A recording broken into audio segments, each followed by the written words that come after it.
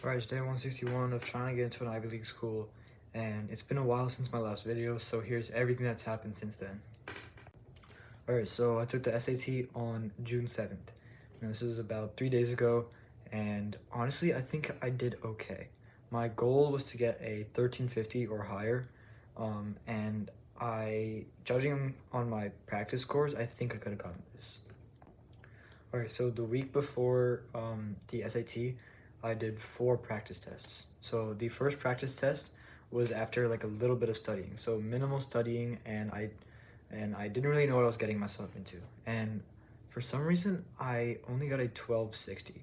Now, that might be an above average score, but it's nowhere near my goal of 1350.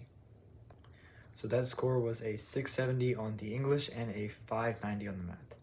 Now, that's pretty bad. So then I took another practice test, and on that test I got a 1350.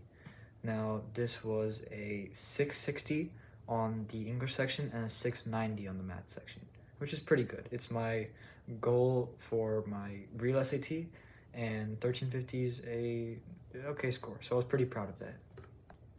Then I took another practice test. For my third practice test, I got another 1350 actually. And this one was a 710 on the English section, which is my best yet. And then I got a 640 on the math section.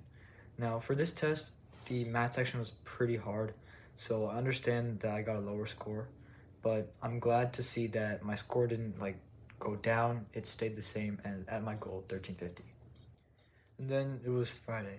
So in between each test I would take, I would review all day and just like try and just get my knowledge up about the test questions, and especially how to use Desmos on the math part. So on the last day, on Friday, I decided to take a practice test with my dad. So on the English section, I got a 720, but I did this one completely by myself. I just did the English by myself, and then I did the math with my dad.